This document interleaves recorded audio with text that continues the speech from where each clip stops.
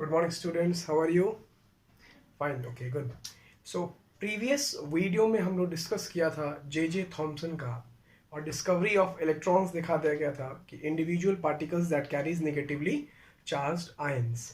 अब यहाँ इस पर्टिकुलर वीडियो में हम लोग चार्ज ऑफ इलेक्ट्रॉन निकालेंगे, मास ऑफ इलेक्ट्रॉन निकालने की कोशिश करेंगे। The scientist was named as Robert Millikans. Robert Millikan scientist थे जिन्होंने एक्सपेरिमेंट किया और एक्सपेरिमेंट करके हमको what is the exact charge on the electron and what is the mass of electron या फिर mass of the negatively charged individual particles का क्या होगा, indivisible particles का negative charge का value क्या होगा, वो हमको रॉबर्ट मिलिकन साइंटिस्ट के एक्सपेरिमेंट से मिलता है। So what is Robert Millikan's experiment, उसको देखते हैं हम लोग। Charge of electrons, Millikan's oil drop experiment. उनके एक्सपेरिमेंट का नाम था मिलिकन्स ऑयल ड्रॉप एक्सपेरिमेंट। तो ये चीज तो क्लियर हो गया कि जरूर उसमें ऑयल के ड्रॉपलेट्स का इस्तेमाल किया गया होगा। अब देखते हैं आखिर एक्सपेरिमेंट कैसे किया उन्होंने, क्या क्या ऑपरेटर्स था, कैसा ऑपरेटर्स उन्होंने अरेंज किया। So here I have made एक आपको सिलेंड्रिकल जार जैसा दिख रहा है, खूब लार्ज साइज में सिलेंड्रिकल जार है जिसके बॉटम में एक मेटल प्लेट लगा है और एक मिडिल में भी मेटल प्लेट लगाया गया है। इस मिडिल वाले सेक्शन में बीच में एक होल है, रिंग लाइक स्ट्रक्चर है, एक रिंग लाइक स्ट्रक्चर बनाया गया है। यहां पर एक रिंग लाइक स्ट्रक्चर बनाया गया है और ये होल है। फर्दर इस जार को एक एटोमाइजर से जोड़ा गया। Atomiser,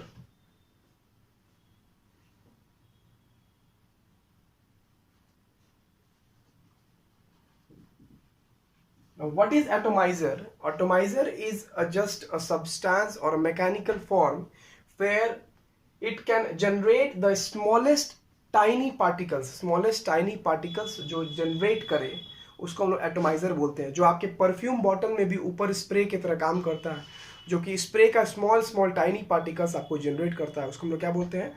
atomiser.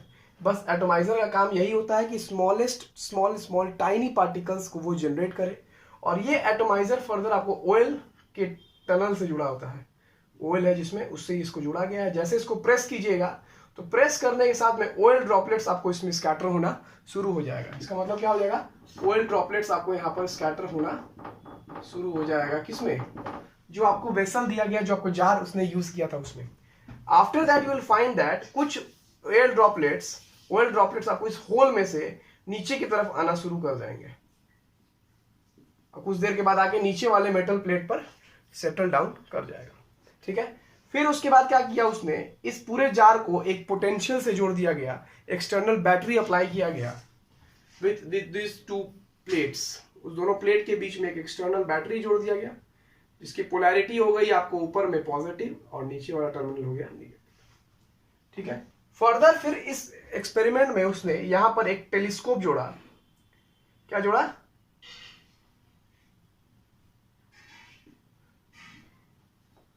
टेलीस्कोप क्यों जोड़ा गया? So that he can see the incoming droplets, air droplets जो इस होल के द्वारा नीचे की तरफ आ रहे हैं, उसके काइनेटिक एनर्जी को पढ़ने के लिए, उसके मास को पढ़ने के लिए कि how long time it is taking to cover the distance from ring to the bottom. कितना समय वो ले रहा है ऑयल ड्रॉपलेट्स इस होल से नीचे बॉटम पर आने के लिए। उसने क्या यूज किया था? टेलीस्कोप का इस्तेमाल किया था। तो उसको यानी कि mass of air droplets, mass of oil droplets उनको पता था। सो यहां पता क्या था हमको? मास ऑफ ऑयल ड्रॉपलेट्स उनको पता था। उसके बाद उन्होंने क्या किया? यहीं तक उनका सेटअप कंप्लीट नहीं हुआ। इसके बाद उन्होंने यहां पर एक्सरेज को इंट्रोड्यूस किया। यहां से उन्होंने एक एक्सरे को इंट्रोड्यूस किया और ये एक्सरे क्या किया?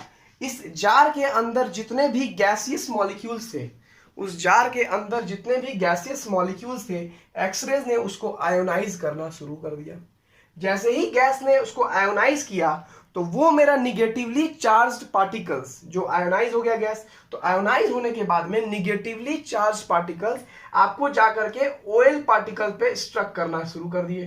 तो ये क्या हो गया? मेरा negatively charge particle got stuck on the oil droplet. क्यों हुआ ये? Due to the introduction of X rays. अब ये जो एयर ऑयल ड्रॉपलेट्स है मेरा, जो ऊपर से नीचे की ओर आ रहे हैं, क्यों नीचे आ रहा है? Due to the presence of gravity, यानी कि जी के कारण, ग्रेविटी फोर्स के कारण ये एयर ड्रॉपलेट्स मेरा कहां आ रहा है? ऑयल ड्रॉपलेट्स डाउनवर्ड की तरफ फॉल कर रहा है।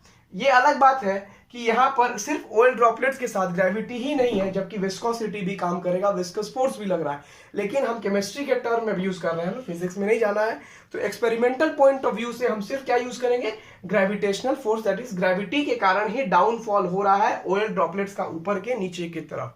लेकिन जैसे ही आप यहां पर पोटेंशियल जोड़ देते हैं, पोटेंशियल जोड़ने के कारण यहां पर इलेक्ट्रिक फील्ड जनरेट हो जाता है। इलेक्ट्रिक फील्ड जनरेट होने के कारण अब देखिए, इलेक्ट्रिक फील्ड जनरेट होगा तो पोलैरिटी ऊपर पॉजिटिव है, नीचे नेगेटिव है। इस इलेक्ट्रिक फील्ड के कारण अब जो नेगेटिव पार्टिकल आपका नीचे की तरफ जा रहा था, जो negative oil droplets, negative oil droplet, जो चार्ज नेगेटिव ऑयल ड्रॉपलेट्स हैं, जो नीचे की तरफ जा रहा था, अब वहां रिपल्सन होना शुरू होगा। वो वापस किधर चला जाएगा? ऊपर की तरफ जाना शुरू कर देगा। अब ऑयल ड्रॉपलेट्स ऊपर की तरफ जा रहा है। क्यों जा रहा है? Due to the presence of the external electric field, negative charge को अट्रैक्ट कर रहा है कौन? पॉजिटिव पोलैरिटी वाला। तो जितना ही स्ट्रॉन्ग इलेक्ट्रिक फील्ड होगा उतना ही तेजी से क्या होगा? पार्टिकल्स ऊपर की तरफ चला जाएगा। या फिर जितना ही वीक इलेक्ट्रिक फील्ड होगा उतना ही तेजी से आपको क्या हो जाएगा? नीचे आ जाएगा। यानी कि यहाँ पे कौन सा फील्ड एक और जनरेट हो गया मेरे पास? इलेक्ट्रिक फील्ड जनरेट हो गया, जो कि किधर की तरफ खींच रहा है? ऑयल ड्रॉपलेट्स को ऊपर की तरफ खींच रहा है। Very good. यानी कि अब यहाँ पर दो तरह का फोर्स एग्जिस्ट करने लग गया। एक हो गया ग्रेविटी फोर्स और दूसरा हो गया इलेक्ट्रोस्टैटिक फोर्स का, इलेक्ट्रिक फील्ड का। तो इस दोनों का अगर हम कंपेयर करके लिखते हैं अगर हम लोग, यानी कि हम लिख सकते हैं G इक्वल्स टू mg, लिख सकते हैं कि नहीं लिख सकते हैं? G के जगह पे ग्रेविटेशनल फोर्स के लिए क्या लिख सकते हैं हम लोग? mg। और इलेक्ट्रिक फील्ड के लिए क्या लिख सकते हैं? Q into E। Q हो गया चार्ज जो कि ये कैरी कर रहा है, और E हो गया उसका इलेक्ट्रिक फील्ड। तो mg इक्वल्स टू ke। अब देखिए यहां पर अगर इलेक्ट्रिक फील्ड स्ट्रांग होगा तो चार्ज ऑयल ड्रॉपलेट्स ऊपर की तरफ तेजी में चले जाएंगे, और अगर मेरा ग्रेविटी का फोर्स ज्यादा होगा तो ऑयल ड्रॉपलेट जल्दी से नीचे आ जाएंगे। लेकिन मिलिकन ने क्या किया? ऐसे तरीके से दोनों को यूज किया कि दोनों का वैल्यू मेरा क्या हो गया? इक्वल हो गया। यानी कि ये केस मेरा बन गया अब QE इक्वल्स टू mg। अब इस रिलेशन में मेरे पास E का वैल्यू हमको नोन है, क्योंकि हम ही अप्लाई किए हैं इलेक्ट्रिक फील्ड, तो हमको पता है स्ट्रेंथ इलेक्ट्रिक फील्ड का क्या होगा। मास ऑफ ऑयल ड्रॉपलेट्स हम लोग पहले ही जानते हैं कितना है मास ऑफ ऑयल ड्रॉपलेट्स, और G तो मेरा कांस्टेंट है। तो इस रिलेशन से मेरे पास क्या वैल्यू बच गया? जो अननोन है वो है मेरा Q। तो इसी से हमको वैल्यू जब उसने कैलकुलेट करना शुरू किया, देन ही got the exact value, that is Q equals to कुछ वैल्यू आना शुरू हुआ 1.6 into 10 to the power minus 19 coulomb. ये वैल्यू आया। फिर कुछ देर बाद उसने एक्सपेरिमेंट किया तो फिर उसने देखा तो वैल्यू मेरा आ रहा है 3.2 into 10 to power minus 19 coulomb. फिर देखा गया वैल्यू, तो फिर देखा 4.8 into 10 to power minus 19 coulomb and so on. तो इससे ये कंक्लूजन निकला कि जो मेरा बेस वैल्यू है वो मेरा 1.6 इंटू 10 टू पावर माइनस 19 है, जबकि बाकी मेरा are the integral multiple of the 1.6 into 10 to power minus 19। बाकी मेरा क्या है? Integral multiple of 1.6 into 10 to power minus 19 coulomb.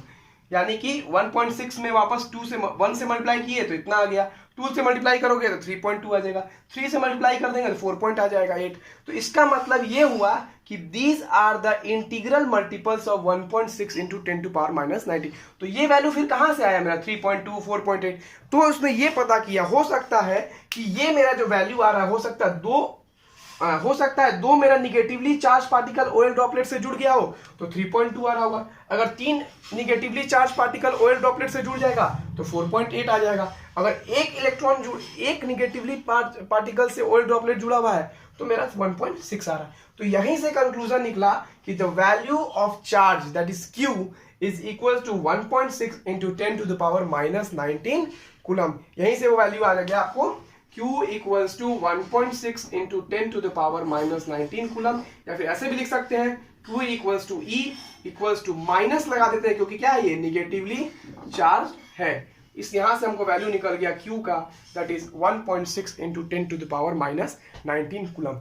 अब मास के बारे में बात करते हैं। तो पिछले एक्सपेरिमेंट में जे थॉमसन ने E/m का रेशियो निकाला था। क्या निकाला था? E/m का रेशियो जे थॉमसन ने निकाला था। वो क्या था E/m का रेशियो बच्चों?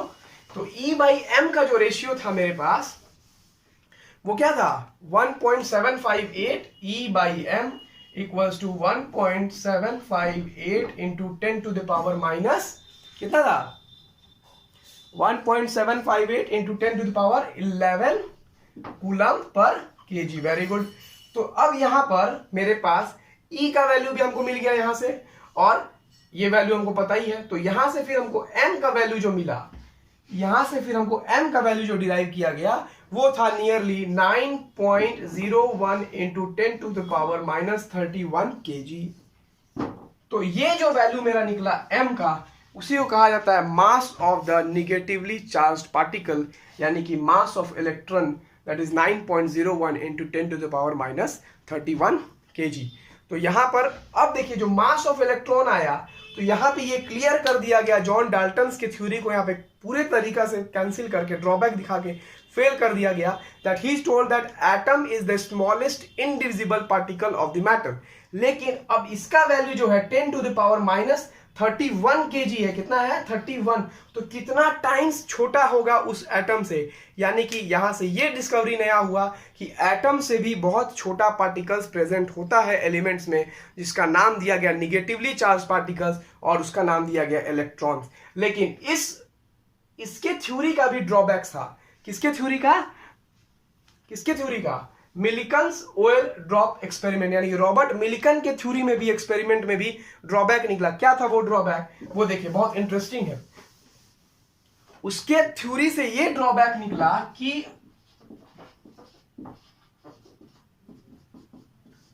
क्या ड्रॉबैक निकला? ड्रॉबैक ये था मेरे पास कि हम कहते हैं कि एलिमेंट्स आर न्यूट्रल, एलिमेंट्स के ऊपर कोई चार्ज नहीं होता है। लेकिन अगर आप कह रहे हैं कि एलिमेंट्स के साथ एटम के अंदर स्मॉलेस्ट पार्टिकल निगेटिवली चार्ज होता है, तो फिर तो एलिमेंट के ऊपर निगेटिव चार्ज आना चाहिए।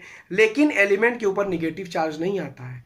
क्यों नहीं आता है? तो आखिर ऐसा क्या था कि जो निगेटिव चार्ज को कैंसिल कर रहा है? तो फिर डिस्कवरी ऑफ इसके लिए आगे फिर पढ़ा गया, तो हमको मिला डिस्कवरी ऑफ प्रोटॉन। इसका मतलब कि इलेक्ट्रॉन के साथ साथ कुछ और भी प्रेजेंट है एटम के अंदर, जो उसको न्यूट्रलाइज कर रहा है। वही आपको फिर आगे मिलेगा जे थॉमसन का plum pudding model for the discovery of proton. तो आज हम लोगों ने देखा discovery of electron, J Thomson model, value of electrons, mass of electrons, charge of electron के बारे में हम लोग पढ़ लिए। अब अगले वीडियो में हम लोग देखेंगे what is the discovery of proton और जे प्लम पुडिंग मॉडल। स्टूडेंट्स, आप उसको घर से गो थ्रू होके आइएगा, पढ़ के आइएगा, एक बार देख करके आइएगा। व्हाट इज जे थॉमसन का प्लम पुडिंग मॉडल क्या है, इसके बारे में हम लोग पढ़ेंगे अगले वीडियो में। J Thomson plum pudding model, उसमें बहुत आसान एक्सपेरिमेंट था, इसको भी पढ़ेंगे। Thank you.